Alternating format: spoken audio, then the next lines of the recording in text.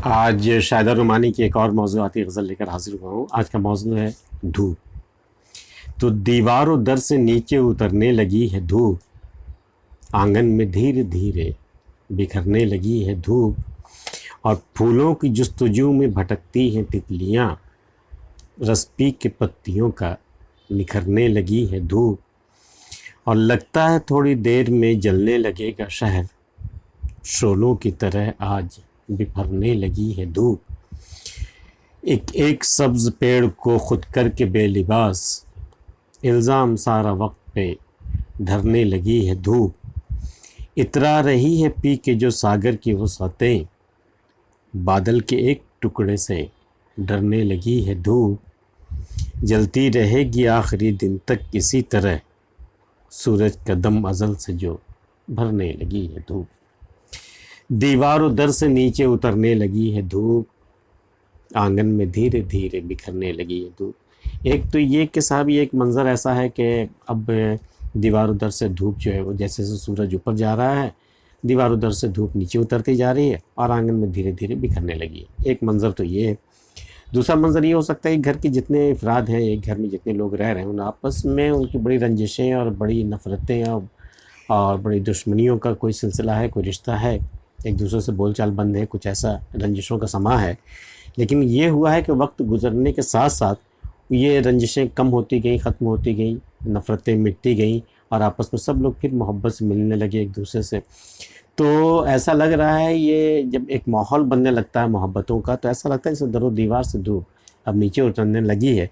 नतीजे में ये होता है कि आंगन में धीरे धीरे बिखरने लगी है धूप। जैसे आंगन में मोहब्बतों जो है वो मोहब्बतें जो बिखरने लगी हैं, आपस में लोग एक दूसरे से मिलने लगे हैं, एक दूसरों की परवाह करने लगे हैं, एक दूसरों के मतलब क्या कहते हैं, एक दूसरों के साथ रहने लगे हैं। ऐसा भी लग रहा है। मंज़र तो ये भी हो सकता है कि दीवार उधर से नीचे जो रंजिशें थी वो मिट गई हैं, अब सिर्फ मोहब्बतें हैं आंगन में।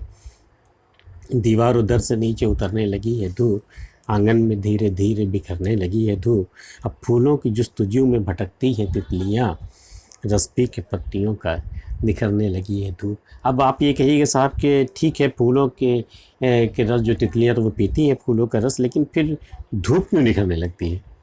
तो हुआ है ये कि तितलियाँ जब रस पी करके जब वो निखरती हैं, उनके में जब वो रस उसके अंदर जाता है और जब वो निखरने लगती है, तो दरअसल वो भी धूप की तरह निखर जाती है बिल्कुल।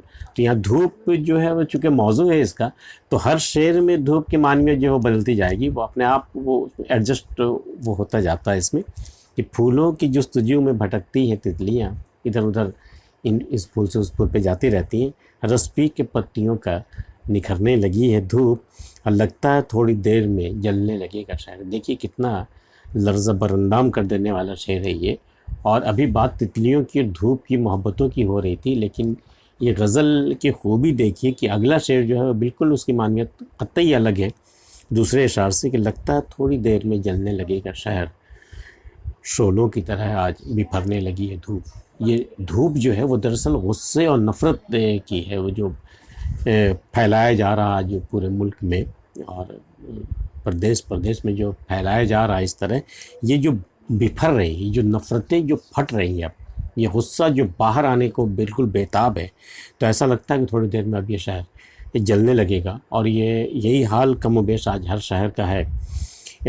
जहाँ आप है वहाँ भी है, जहाँ हम हैं वहाँ भी लगता है थोड़ी देर में जलने लगेगा शहर, शोलों की तरह आज बिफरने लगी। तो बिफरना मतलब बिल्कुल आपे से बाहर हो जाना। बिफरने लगी है धूप। धूप की यहाँ मानवीय दरअसल वो नफ़रत और गुस्से से है। तो शोलों की तरह आज बिफरने लगी है धूप, एक एक सब्ज़ पेड़ को खुद करके बेलिबास, इल्ज़ाम सारा वक्त पे धरने लगी है धूप। ख़िज़ा के मौसम में जब ख़िज़ा का मौसम जो शुरू होता है तो पेड़ की सारी पत्तियाँ उतर जाती हैं, सब गिर जाते हैं और वो पेड़ जो एक तरह से बेलिबास हो जाता है। तो एक एक सब्ज़ पेड़ को, जो सरसब्ज़ पेड़ थे उसको करके बेलिबास, इल्ज़ाम सारा वक्त पे धरने लगी है धूप। दरअसल धूप जो है सारा इल्ज़ाम वक्त पर और मौसम पे धर देती है। एक्चुअली सारा काम धूप का ही होता है कि एक एक सब्ज़ पेड़ को करके खुद करके बेलिबास, इल्ज़ाम सारा वक्त पे धरने लगी है धूप, इतरा रही है पी के जो सागर की वसअतें। सागर में समुंदर। तो सागर की जो समुद्र की वसतें जो है वो जब उस पर धूप पड़ती है तो उसके भाप उठते हैं और वो बादल बन जाता है। तो इतरा रही थी पी के जो सागर की वसतें बादल के एक टुकड़े से, उन्हीं उसी से बने हुए बादल के सिर्फ एक टुकड़े से डरने लगी है धूप। अगर बादल का टुकड़ा सूरज के सामने आ जाए तो धूप कहाँ छुप जाती। तो इतरा रही थी पी के जो सागर की वसतें, कहाँ तो ये जलाल था उसके अंदर के समुंदर की वसतें वो पी रही थी धूप।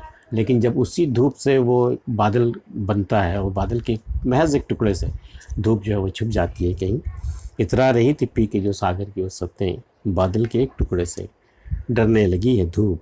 जलती रहेगी आखिरी दिन तक किसी तरह सूरज का दम अज़ल से जो भरने लगी है धूप। दम भरना मतलब बिल्कुल उसकी तारीफ़ें करना, उस पे उसकी खूबियाँ बयान करना। दम भरना मतलब उसके सिवा और किसी की बात नहीं करना।